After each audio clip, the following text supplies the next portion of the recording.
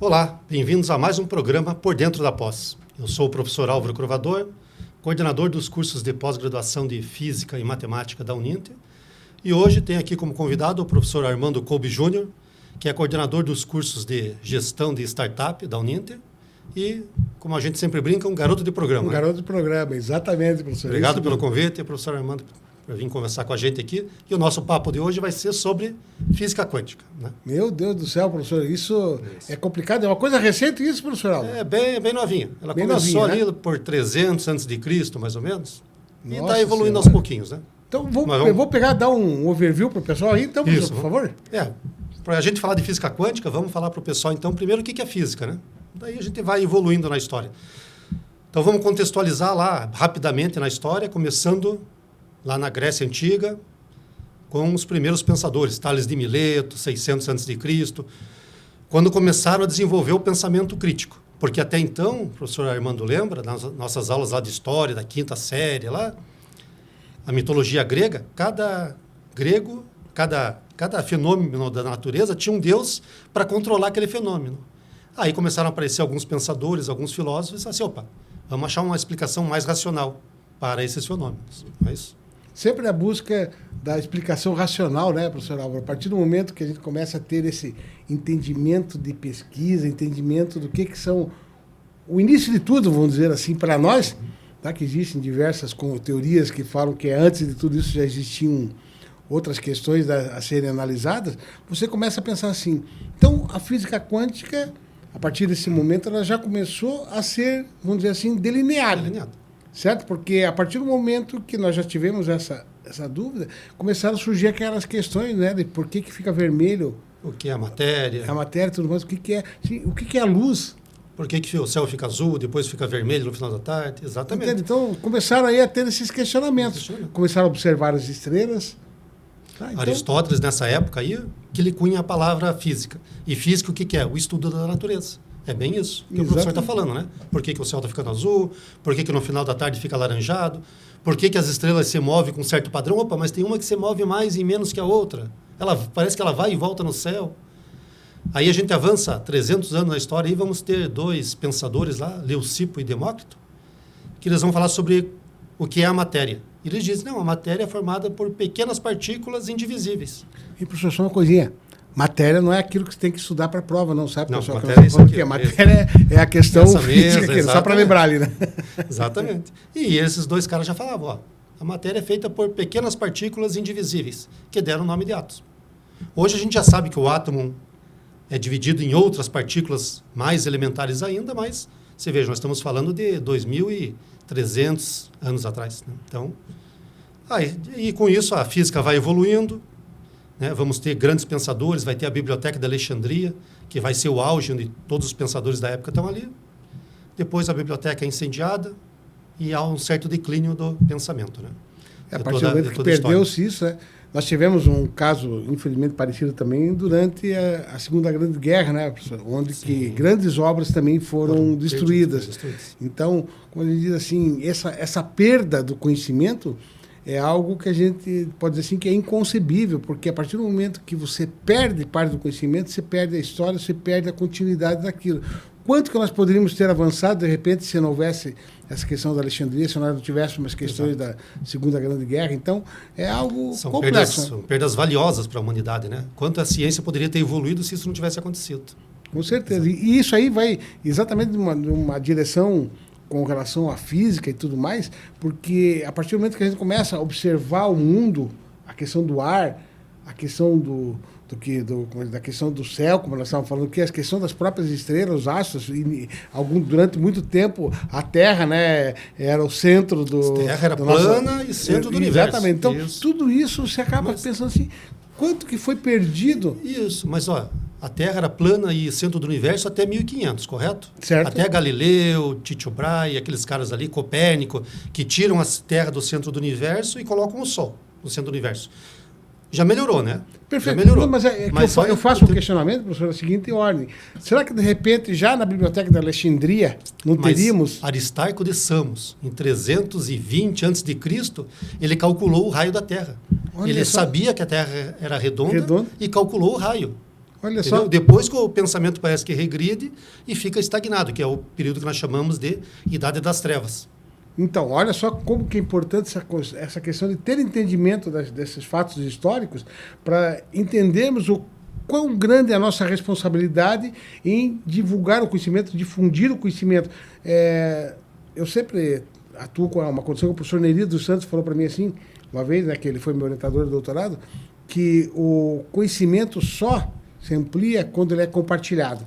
Tá? Então, a partir do momento que nós perdemos esse compartilhamento, que houve essa grande perda, aí, no caso, nós tivemos assim, um arraso total do nosso conhecimento. E hoje, com tablets, com WhatsApp, com programas, a gente podia melhorar tanto esse compartilhamento de informações úteis, né? E não videozinhos bobos que o pessoal fica assistindo.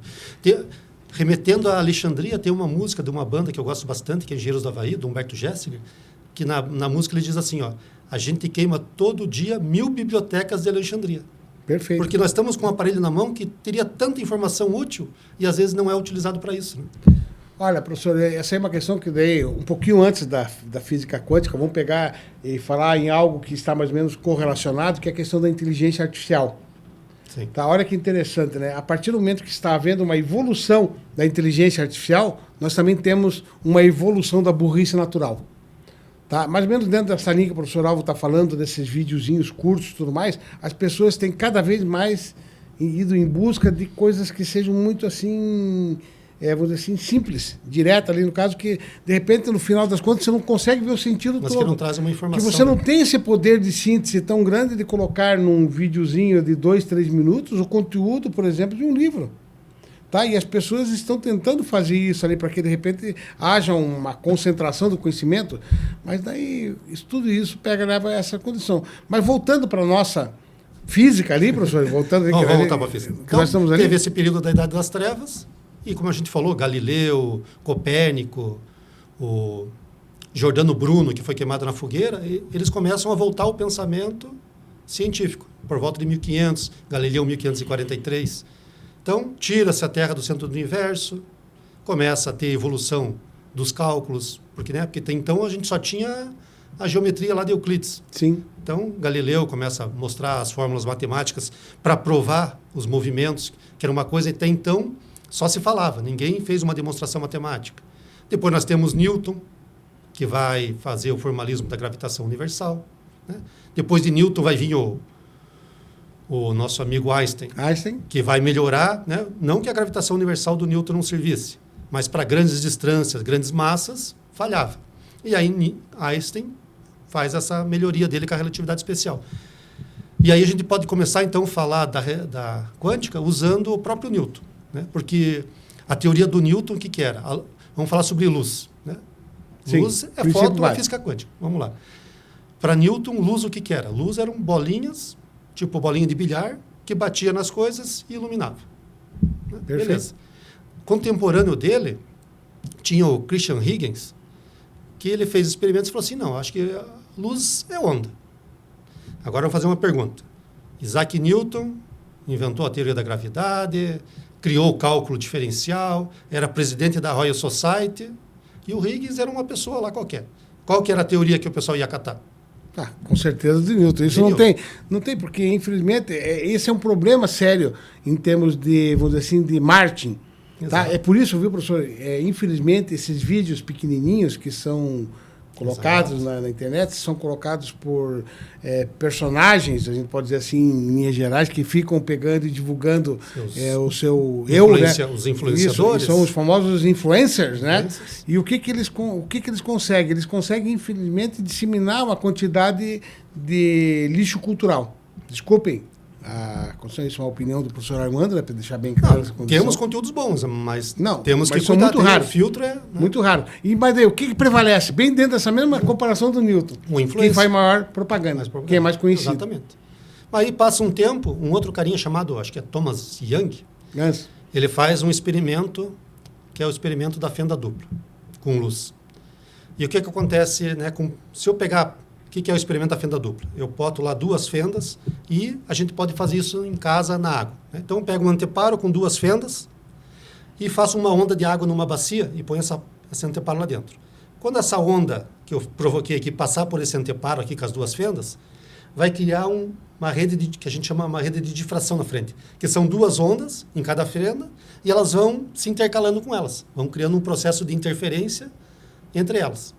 Isso só acontece com ondas. Se eu jogar as bolinhas de bilhar, como o Newton falou, não funciona. O Thomas Young fez essa experiência com luz e causou a interferência. Ele falou, pô, então está provado agora que é luz. A luz é onda. É onda também. Onda eletromagnética. É porque aí existe aquela questão, né, professor, exatamente de fazer essa questão da luz, né? A luz é algo muito interessante de se estudar, tá? Porque a partir do momento que você começa a ter um entendimento que ela não é somente uma coisa, né? A luz, ela trabalha em diversas, vamos dizer assim, dimensões, podemos falar. Até estava conversando com o professor Álvaro aqui um pouquinho antes de entrar aqui, a respeito de uma possibilidade de eu poder me locomover acima da velocidade da luz, por exemplo, para a Lua, e olhar em direção para a Terra, eu poder me ver chegando saindo na Lua. Da Terra, então. Hein? Saindo da Terra. Entende? Então, é uma teoria interessante, e isso porque a luz ela tem uma determinada velocidade. Isso. E daí a gente estava até brincando com a questão do Star Trek, né? A questão da dobra. Da dobra espacial. Da dobra espacial. Então, são umas questões bacanas que vão aparecendo, que vão nos remeter, e toda essa conversa inicial é para a gente pegar e entender uma partezinha que nós vamos pegar e falar de uma comparação, por exemplo, dos famosos bits, né, com os qubits. Nós já estamos chegando nessa parte ali, né, professor? Tem que fazer uma introdução fazendo um contexto histórico, né, para poder entender que isso não surgiu do nada. Tá? Ou seja, 600 antes de Cristo, nós já começávamos a ter o estudo. Então, é importante isso, né, para quem está nos ouvindo, a ciência, sim, a ciência é formada por pensamento e por descoberta e sempre uma evolução, né? Quem é cientista, quem é pesquisador, ele não chega aqui e afirma, ó, isso aqui é assim e pronto, acabou. Não, tem que ter um embasamento. Como eu falei lá numa palestra que eu fiz sobre multiversos e simulações, aí as 2 semanas, professor, lá na Uninter, qualquer grande afirmação precisa de uma grande prova. Já dizia Carl Sagan. Sim, né? sim. Então, esse processo foi se construído. Ó. Tiramos a ideia do Newton, que eram bolinhas, agora é onda. E aí, o pessoal começou a fazer medições, então. Vamos começar a fazer a medição da velocidade da luz. Né? Galileu foi um dos primeiros a tentar medir, sem sucesso, porque ele não tinha recursos. Ele botou um assistente numa montanha a 2 quilômetros com uma lanterna.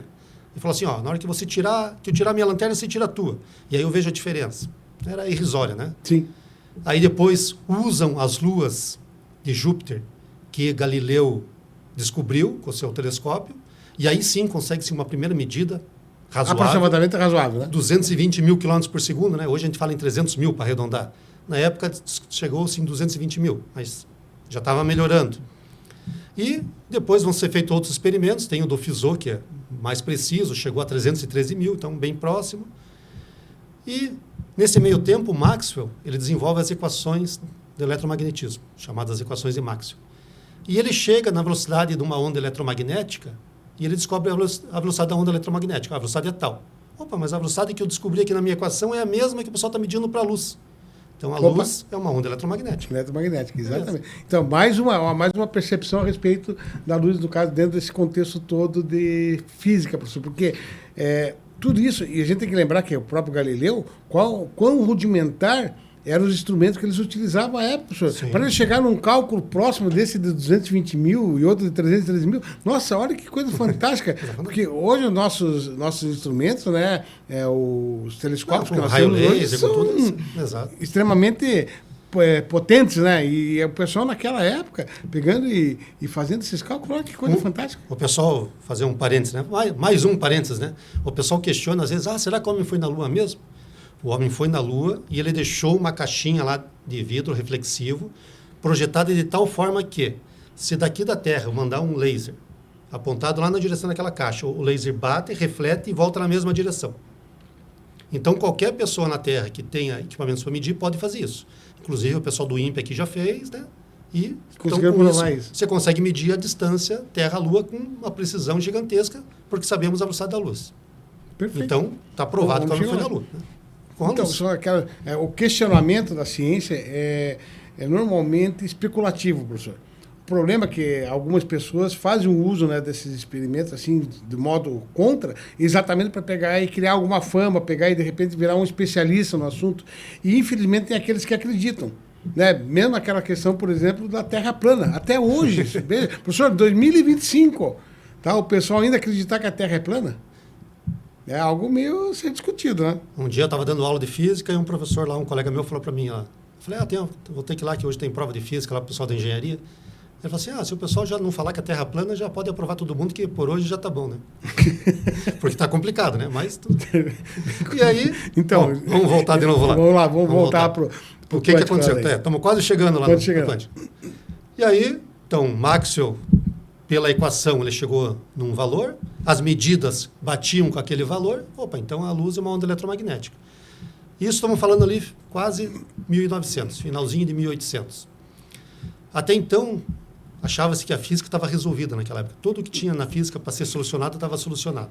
Só tinha dois grandes problemas. Dois pequenos problemas, eles falavam.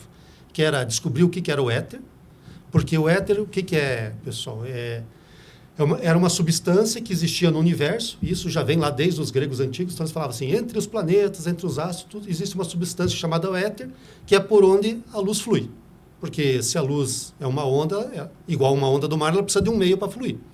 E nenhuma pesquisa mostrava o que era esse éter. Né? Ninguém entendia. Conseguiu identificar. Depois, mais tarde, vão descartar a hipótese do éter, porque a luz eletromagnética não precisava de um meio. E o outro problema era a tal da radiação de corpo negro, que é aí que vai começar a física quântica mesmo. O que era a radiação do corpo negro? Se nós colocamos energia num objeto, conforme o valor de energia que nós colocamos, ele vai se iluminar. Tipo, eu aquecer um prego ali no gás, no meu fogão. Ele vai começar a ficar vermelho, depois vai ficar azul, né? Porque vermelho é uma radiação mais fraca, ele está emitindo pouca radiação, conforme ele vai aquecendo, ele vai mudar para o azul, que é uma radiação, um calor maior. E as equações daquela época, elas não conseguiam explicar a radiação que era observada fisicamente. A equação dava um valor e, fisicamente, a gente observava outra coisa. E não tinha o que fazer.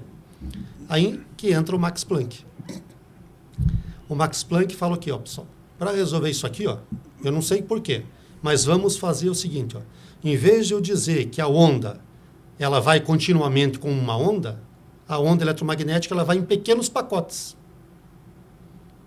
Começou a questão do entendimento quântico. Quantizou. Ele quantizou. E aí começa a denominação da computação quântica. Exatamente por isso. Quanta. Na realidade, chamavam de quanta, né? Quanta, isso. Daí ele quantizou. Então, aquele pequeno pacotinho de energia da onda era um quanta. Então, isso é física quântica. É você quantizar as energias. Só isso, né? Explicação simples, direta assim. E tudo mais, né? O interessante, viu, professor Alvo, que essa questão, né, de entendimento, só vamos deixar bem claro, uma questão de entendimento da física quântica e da própria computação quântica, é que ainda está muito recente essa discussão. Nós ainda não temos elementos realmente suficientes para fazer determinadas afirmações. E aí, nessa brincadeira toda, começam a haver determinadas especulações. Tá? E isso é extremamente perigoso em diversos sentidos. Tá? Porque a partir do momento que começam a aparecer, vamos dizer assim, os espertalhões nesse processo, nós podemos ter, sim, diversas situações que são complicadas para a sociedade, para nós enquanto seres humanos. Exato. Porque é isso, né? Física quântica ou mecânica quântica. Física quântica é essa física que eu já falei, que é para explicar a forma da onda quantizada. E a mecânica quântica, o que é? É o formalismo matemático. É formalismo matemático, exatamente. Que vai aparecer ali, então, daí começa a entrar a questão da computação quântica também. Isso. E daí o que o professor Armando talvez esteja falando é aquilo, né? Eu vou fazer uma cura quântica para você. Nossa, né? Que um milagre, vai ter um milagre quântico. Não, isso não existe, não existe, pessoal. Não existe. Esses dias eu falei com o pessoal, não, pode ser que o cara lá venha para você aqui e cure. Mas dê outro nome para o negócio. Não é física quântica que ele está usando. Ele pode estar usando mitologia grega, mitologia nórdica, ele pode estar usando astrologia, qualquer outra coisa, mas não é física quântica. Não é física quântica. Porque, primeiro, que nós não temos ainda o domínio da física quântica, certo? Tomara que nós consigamos ter um melhor entendimento, porque ela é uma questão assim, bem diferente do que nós estamos acostumados com em termos de conhecimento. Nós utilizamos isso diretamente, professor. A física quântica é utilizada em todos os nossos dias. Mas talvez seja um modismo, né? Porque descobriu-se algo novo, então vamos nos aproveitar disso para ganhar dinheiro. Aí a inteligência artificial é a mesma coisa. Tem um monte de entendidos em inteligência artificial. E tem um monte de entendido de física quântica. Tem uma aula de física que eu recebi esses dias, alguém me mandou uma aulinha de física lá, o professor vai dar a física quântica na disciplina. E ele começa a aula assim. Eu sou o professor de vocês de física quântica. Eu não entendo nada de física quântica. Eu não sei o quanto vocês entendem hoje, mas eu não entendo nada. Mas eu garanto para vocês que daqui a 2 semanas vocês também não vão entender nada. Excelente. Essa é perfeita, essa colocação desse professor. Na verdade, ele está parafraseando o Richard Feynman, que foi um dos maiores físicos quânticos que nós já tivemos. E ele falou, quem diz que entendeu a física quântica é porque não entendeu nada. Porque não entendeu nada, porque realmente é algo muito complexo. É complexo e fantástico, professor. Nós podemos fazer, por exemplo, uma analogia do que são os famosos bits e dos qubits. Dá para fazer uma analogia. Eu gosto de fazer uma analogia de uma maneira bem simplificada, viu, professor? Vamos imaginar os bits, né, que são os famosos zeros e um, né? Em que você, de repente, quando você clica o zero no teu computador, no teu celular e tudo mais ali, ó, aparece uma cadeia de 8 bits zeros. São 8 bits em duas partezinhas que vão fazer um zero. Se eu aperto 1, são 7 zeros e 1 e assim por diante. Então, não vamos entrar assim em detalhe. E aí eu faço a comparação, por exemplo, dos bits, né, com os qubits. O bit é como se eu tivesse um exército assim, de formiguinha. Imagina cada uma carregando uma plaquinha 0 e uma outra carregando uma plaquinha 1. E todos esses vídeos, isso que vocês estão assistindo com a gente aqui agora, esse vídeo que eles estão assistindo aqui, que estão nos ouvindo, é composto de bits. Olha que coisa louca, né, professor Alto? Tudo bem. E isso, eu consigo fazer tudo isso aqui fazendo uso do sistema binário. Computação clássica, computação tradicional, binária. E o que é o tal do qubit? Tá, eu vou pegar e fazer uma demonstração, professor Alto. Ó, eu tô com uma moedinha aqui, ó, de R$400, tá? Essa moedinha de R$400, de 1936. Ela no ano que vem vai fazer 90 aninhos, tá? Guardar bem. Não, mas ela é uma moeda baratinha, que é uma moedinha de níquel, tá? E no estado de conservação que ela tá, não vale tanto. Mas, ó, como é que a gente pode fazer uma comparação do bit e do qubit? Uma comparação bem simplesinha para vocês entenderem. Vamos imaginar que aqui em cima, na cara, eu tenho o 0 e aqui na coroa eu tenho 1. Então, computação convencional, 0 e 1. E o que é o qubit? O qubit, pessoal, é isso aqui, ó. Ela pode ser qualquer um dos dois ao mesmo tempo ou os dois juntos ao mesmo tempo. Que loucura, professor Álvaro! Ela pode ser as duas coisas ao mesmo tempo? Isso é o tal do emaranhamento quântico. Emaranhamento quântico. Isso quer dizer, pessoal, que de repente eu posso ter o qubit em duas partes de duas galáxias diferentes? E quando você mediu, o que aconteceu? O colapso da função de onda, que é que o pessoal usa para falar que vai ter curar, por causa do colapso da função de onda. Então a gente pode falar para o pessoal o que é um colapso da função de onda, talvez, né? Talvez isso. E um detalhe, pessoal, só para nós termos uma pequena ideia, até estava brincando com o senhor Álvaro um pouquinho antes ali, a partir do momento que eu tenho essa correlação, vocês viram a moeda rolando ali, né? Vocês sabem quantas opções eu tenho ali de transições que podem ser feitas nessa viradinha na moeda ali? É mais ou menos o seguinte que a gente estava discutindo. Se eu tenho o 0 e 1, olha só, professor, que coisa louca. O 0 e 1 é um espaço delimitado. A computação quântica, ela trabalha, inclusive, nesse espaço limitado, que é infinito. É infinito. Meu Deus do céu. Se eu tenho espaço limitado, ele é infinito, professor Alvo? Pode explicar isso, por favor? Nós vamos cair no problema da lebre e da tartaruga. Se a tartaruga correr na metade... O paradoxo do Zenão. Lembra o paradoxo do Zenão? Que a lebre nunca iria alcançar a tartaruga. Na verdade, ela vai alcançar porque, na época, não tinha o entendimento do cálculo de integrais. E aqui, como nós temos infinitas variações, a gente utiliza, então, o que nós falamos de superposição de ondas. Exatamente. Então, se eu tenho 2 qubits, que eles vão interagir entre eles, o algoritmo lá, que é parecido com o algoritmo de computador tradicional, vai fazer sua mágica lá dentro, vai trabalhar o algoritmo, e no final vai ter o colapso da função de onda e nós vamos fazer, então, a medida. Somente no final a gente vai saber o valor da sua moeda. O valor daquela parte ali. E isso é o colapso da função de onda. O que é o colapso da função de onda, professor? É quando a gente infere uma medida. Né? O pessoal fala assim, tem aqueles lá da difração da fenda única, lá que o elétron passa, é um videozinho comum que tem na internet. O cara joga elétrons pela fenda e, de repente, o elétron faz o fenômeno da difração. Na hora que você põe o observador, o elétron se comporta como uma partícula. Deixa de ser onda e vira uma partícula porque o observador influenciou a medição de onda. Mas, vejam, então, quem que está influenciando essa medição? Quem é o observador que está vendo o elétron? Não é eu lá que estou vendo o elétron passar. Observar na física é você medir. E como que nós medimos as coisas? Com luz. Sim. Aí, imagine, eu estou pegando eu faço uma similaridade lá com meus alunos, é assim. Ó. Como que você mede, por exemplo, a velocidade de um trem? Esquecendo lá o tacômetro que está lá dentro do trem. Você está fora. Você pode ver o tempo que ele passou entre uma árvore e outra, então eu posso calcular, né? Mais ou menos assim, pode ser. É o cálculo básico. Cálculo básico. Então, eu sei o tempo que ele passou num poste, o tempo que ele passou no outro, distância. Sim, calculo a distância, pronto, velocidade X. Agora, como que eu meço esse elétron que está passando na fenda? Eu preciso jogar luz nele. Olha, só que eu estou jogando luz numa coisa pequena. E a luz é praticamente o mesmo tamanho dessa coisa pequena. Então, são duas partículas ou são duas funções de onda e uma onda vai interagir com a outra. E aí tem o colapso da função de onda.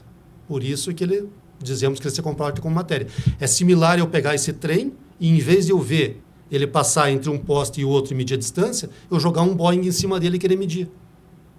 Isso, daí vai entrar... Não estou jogando luz, estou jogando um Boeing em cima dele. Isso, massas tá semelhantes. Certo. Mas daí, professor, vai entrar aquela famosa discussão que nós também tivemos esse dia ali, a respeito daquela situação. Como que eu faço isso quando a partícula está em movimento? Mas faço essa medição ali. Né? Essa é uma questão interessante. Você fala dentro do computador quântico. Isso. Então, por que nós não temos... O pessoal começou o computador quântico, sei lá, o Sycamore foi em 2001, né? 2001 o primeiro. Né? Aí o Sycamore da Google, lá que ficou famoso, foi em 2001. Os computadores quânticos hoje funcionam como?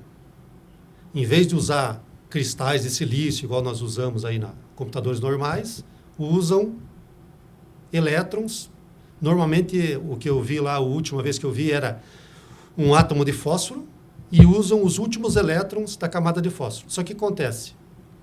Vamos ter que remeter de novo lá na 5ª série, 8ª série, não lembro que ano que nós vimos as órbitas moleculares. Lembra? O órbita, no primeiro elétron, o elétron fica circulando. Na segunda órbita, na P, ele fica em forma de halteres. E assim ia. O elétron ele não está circulando com um círculozinho, ele não está em formato de halteres em torno do núcleo. As equações de Schrödinger, lá da mecânica clássica, elas nos dizem que naquele formato de halteres é a probabilidade de eu encontrar o elétron. Sim. Probabilidade. Probabilidade. Ou naquela esfera. E a probabilidade de ele estar ali dentro em algum lugar. Por que probabilidade em algum lugar? Porque o elétron está em constante movimento, está em constante agitação térmica. Então, esses computadores quânticos, eles precisam baixar a temperatura quase a zero absoluto para que... 276 graus... 273,15. Isso? Menos 273,15. Então não faltei da aula de física, então, professor? Lord Kelvin. Do Lord Kelvin, né, que fez. Isso aí. O zero absoluto. Quase zero absoluto para que ele fique parado. Então, ele para essa agitação térmica dele. E como que vai ser feito os processos de cálculo? Aí, então, eu mando uma outra frequência para interagir com ele. Né? E aí, o que uma das características de uma partícula quântica, por exemplo, de um elétron, é o spin. Ou ele gira para um lado, ou ele gira para o outro lado. Sim. E daí, conforme eu mando essa frequência, eu mudo ele dá um resultado do outro. Isso. Por isso que tem que ser totalmente resfriado lá para não ter essa agitação. Isso daí também vai entrar naquela outra discussão que tem muito, né, professor? Que o pessoal fala a respeito do custo da computação quântica. A partir do momento que eu vou ter computadores quânticos, eu vou ter que ter, pelo menos no início, a gente está falando sobre isso, né, professor? Vão ter que ter computadores que vão ter que ter um resfriamento altíssimo. E isso causa um custo elevado. Você precisa manter hélio líquido lá para baixar a temperatura. Poder fazer isso. E daí chegou uma outra discussão que nós tivemos também, que olha como que é algo discutível, né? Porque a partir do momento que nós temos computadores convencionais que demoram determinados, até 100 anos para fazer um cálculo, vamos fazer uma hipótese ali, certo? Com esses computadores quânticos eu vou poder fazer isso em minutos. Tá, então, o ganho que eu vou ter de processamento em termos de cálculo, vamos pegar, ser bem claro essa questão aqui, porque quando a gente fala em outras questões diferentes, mas quando a gente fala em termos de cálculo, é uma velocidade, assim, absurda, né? Assombrosa, absurda, não tem como comparar. Então, os resultados são muito mais rápidos. Mas daí nós também entramos numa outra questão bem básica, a gente estava discutindo também ali com o professor Álvaro, a respeito do que é, por exemplo, a inteligência artificial. A gente vai voltar à inteligência artificial. Queira ou não queira, são algoritmos que, de alguma maneira, para fazer as questões semânticas da própria inteligência artificial, vai precisar fazer cálculos. E isso, hoje, nós temos um determinado processamento que demora um tempo específico para ser realizado. E são relativamente rápidos. Você faz em qualquer inteligência artificial, você determina os comandos, ele te dá a resposta direta. Agora, imagine transformando isso para computação quântica, professor. Que coisa sensacional. A velocidade, o processo do quanto vai ser muito mais rápido, né? Esse Sycamore da Google, lá de 2001, que eles botaram lá, a supremacia quântica foi atingida porque a gente conseguiu fazer cálculos muito mais rápidos. Se não me engano, um computador levaria 10 mil anos para fazer o cálculo que ele fez em 200 segundos, uma coisa assim. Mas é um cálculo matemático. Então, é outra coisa que nós discutimos. A computação quântica será voltada para resolver algoritmos matemáticos. Criptografia é um, né? Sim. Porque para eu quebrar uma criptografia, se eu conseguir fazer bilhões de cálculos num segundo... Consigo quebrar facinho. Rapidinho. Mas simulações para criação de remédios, simulações, né, para novos produtos na engenharia de materiais. Então, esse tipo de algoritmo talvez seja viável no futuro próximo. Né? Perfeito. No futuro próximo, né? Porque hoje estamos engatinhando. Qualquer pessoa que vier falar para vocês que tem entendimento realmente de computação quântica, duvide. Tá? Porque, pessoal, é muito novo. Nós não temos nem computadores para testar direito isso, professor. Nós não temos ainda a tecnologia disponível para fazer os testes reais em cima desse processo. É algo fantástico. Eu sou, por exemplo, um cara que sou fanático por tecnologia. Eu estou adorando toda essa questão da inteligência artificial, computação quântica. Tudo isso está vindo assim de uma maneira muito legal. Tá? Mas só que quando você começa realmente ver os trabalhos que estão sendo feitos e as condições, você começa a descobrir que realmente você tem que aprender muito. Tem que aprender muito. Então, por isso que estão começando a surgir os charlatões, né? Então, eles estão vindo assim de uma maneira muito ampla também ultimamente. Posso contar dois casos de charlatão? Hein? Vou contar dois casos rapidinho de charlatão. Pode contar, por favor. A gente falou para o pessoal se cuidar ali, né, com os charlatões da física quântica. A cura quântica. Michael Faraday, ali por volta de 1730, Michael Faraday, para quem não conhece, trabalhou com experimentos de eletricidade. Talvez tenha sido o principal físico experimental que nós já tivemos. Sim. Então, na época dele lá, começou-se a mexer com eletricidade, essas coisas, e ele era o bambambam da época. E não sei se o professor já ouviu falar da tal das mesas girantes. Sim. Você põe a mãozinha lá em cima, ela pega e flutua, né? E a mesa vai girar e vai te dar respostas. E aí alguém contratou ele e falou assim, ó, você que é o cara esperto, eu quero que você me diga se isso aqui é charlatanismo ou não. Ele foi lá, fez um experimento muito simples. Ele colocou pequenos papéis, a pessoa botava a mão embaixo da mesa. Ele colocou pequenos papéis colados e ele via que depois da rotação lá da mesa, se o papel tivesse sido deslocado, é porque alguém fez força para deslocar. Né? Perfeito. Então, com isso, ele provou que as mesas girantes eram fraudes. Olha só. Esse tempo atrás, agora, uns anos atrás, ele estava num colégio que eu dava aula. E daí, final de ano, tem aquelas palestras motivacionais lá, que sempre chama alguém para falar. E aí chegou uma professora lá, falar sobre física quântica. Eu falei, opa, vai ser interessante a palestra, né? Aí ela começou se apresentando. Estudiosa do assunto, quase doutora? Primeiro problema, ela era de outra área que não era de exatas. Não era de exatas. Já é um problema, com certeza. Eu acho, né? Porque é que a gente estuda e é aquilo que eu digo. A gente não entende. Né? Nós não entendemos. E tudo bem, ela começou a palestra. Então, pessoal, física quântica é a física que, devido ao colapso da função de onda, a gente pode moldar a realidade, porque a gente olha a observar, começa a observar e a gente molda a realidade. E aí mostrou aquele videozinho que eu falei lá, sim. O elétron mudou a função porque eu estava olhando. Daí ela fala assim, pessoal, aqui não tem bruxismo. Poxa, mas bruxismo para mim era para o negócio quando você dorme e bate os dedos, tudo bem. Falei, tá bom. Daí a gente saiu fora, eu e mais 3 lá que éramos da física, a gente disse, dá licença, a gente vai para outro espaço. Já voltamos aí. Né? Porque então é isso, tem que cuidar, porque gente para ganhar dinheiro, o mesmo fazendo uma palestra dessa, porque a pessoa está ganhando, e está lá ganhando dinheiro para falar besteira. Né? Essa questão de aproveitar o momento é muito complexa, professor. E tem um detalhe pior ainda, que eu digo que, por exemplo, a física ela é muito complexa em diversos aspectos. Tanto é que os alunos, na maior parte, não gostam de física. O professor sabe disso. E se os alunos não gostam de física, eles também, mais tarde, quando estiverem nas suas profissões convencionais, estiverem assistindo uma palestra, eles não vão poder argumentar sobre determinadas situações de física. Então, essa ausência de conhecimento das pessoas, essa falta de entendimento, faz com que eles sejam presas fáceis dessas pessoas que acabam inventando. Daqui a um tempo, a gente pode pegar e imaginar uma situação bem extravagante, em que vai ter aqueles profissionais que vão falar assim que por meio da computação quântica vão resolver todos os problemas de uma empresa. Os problemas matemáticos pode ser até que ela consiga resolver. Exato. Mas resolver os problemas da empresa vai ser algo mais complexo. Aí você vai precisar da IA para entender o que está acontecendo, e não a computação quântica. Então, por isso que tem que ter esse entendimento do que é uma situação, o que são as questões da física. Por isso que deveria ser, vamos dizer assim, passado para as pessoas, né, toda essa condição realmente haver um mecanismo de divulgação para tentar alertar as pessoas do que está acontecendo, o que está ocorrendo em termos de física quântica, porque ainda é algo meio que alucinação, professor. Então o pessoal está viajando na maionese. Exato. É que eu falei, né? Além de estarmos engatinhando na computação quântica, tem que cuidar com a viagem na maionese. A gente pode pensar assim, ó, você falou que nós temos que cuidar com o que vai acontecer e não é em formato. Esses dias a gente até comentou, né? Tinha uma reportagem mostrando os dados da computação quântica. 50% do que é investido em computação quântica hoje está na China. O restante está pulverizado nos demais países. Estados Unidos, acho que fica com 7%, 8%. Professor, olha que coisa interessante essa questão da própria China, né?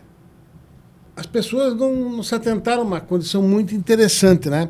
Que, vamos pensar assim, os Estados Unidos sempre foi um dos maiores, vamos dizer assim, centros tecnológicos do mundo.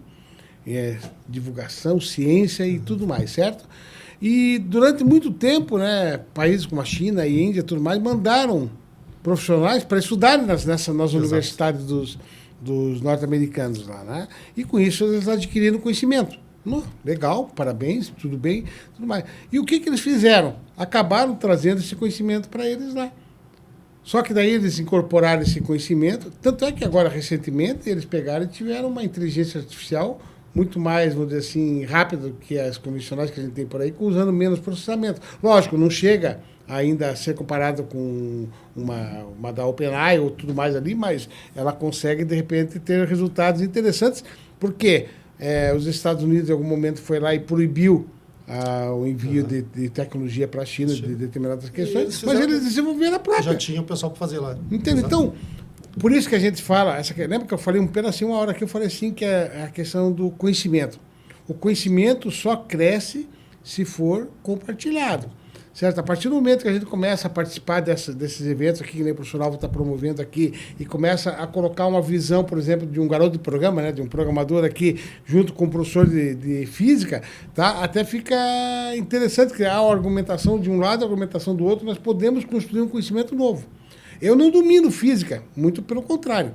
Certo? Eu tenho um pequeno conhecimento de física. De física quântica, então, professor, nós temos um conhecimento mínimo, né? ínfimo ali, no caso. Nós temos que aprender muita coisa ali. O professor Álvaro já é um professor de física, então ele já tem uma abordagem assim, diferenciada.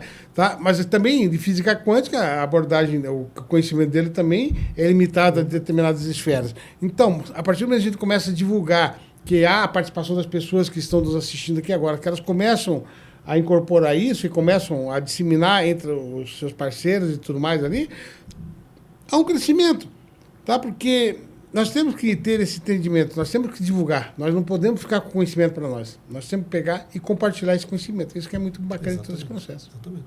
Bom, professor, a gente não conseguiu falar tudo que queria falar, mas já está chegando no final. Bom, mas já está terminando, professor? Já estamos terminando, já estamos chegando no final, e não conseguimos falar tudo, mas acho que foi boa a conversa. Não. Mas aproveitando esse seu gancho ali, né? Vou falar minhas últimas palavras aqui. Pode, por favor. Do programa, né? Não do... Por favor. É bom lembrar isso. E, aproveitando suas palavras, né? Disseminar esse conhecimento. Então, vamos pensar de novo lá. Biblioteca de Alexandria e na música do Humberto Gessinger. Não vamos mais queimar 1000 bibliotecas de Alexandria todo dia, né? Vamos usar a tecnologia a nosso favor. A nosso favor. Disseminar conhecimento, cultura. O professor Alvino Mozo, nosso decano, tem uma frase que eu utilizo muito dele, fico parafraseando ele, que ele sempre diz assim, que o conhecimento se dá em primeira pessoa. Ou seja, eu só vou aprender se eu quiser aprender. Tá? Então, a partir do momento que eu vou atrás do conhecimento, eu consigo aprender, se eu quiser aprender. Tem que ficar bem claro isso. Então, é bacana essas pessoas que estão participando conosco aqui, que eles estão em busca do conhecimento e nós estamos tentando passar uma parte para nós. E tem uma outra questão que ele fala também que é muito bacana, eu gosto muito das questões do professor Moço, que ele fala assim que, enquanto nós estamos aqui, eu e o professor Álvaro, somos só 2. Vocês são milhares. Então, essa oportunidade que temos de pegar e ter esse entendimento, de repente, do que nós estamos passando aqui e fazer com que, de repente, vocês compartilhem esse conhecimento e venham a disseminar mais ainda, em algum momento, talvez, a gente chegue num bom resultado. É excelente. Excelente conclusão. Obrigado, professor Armando, pela visita.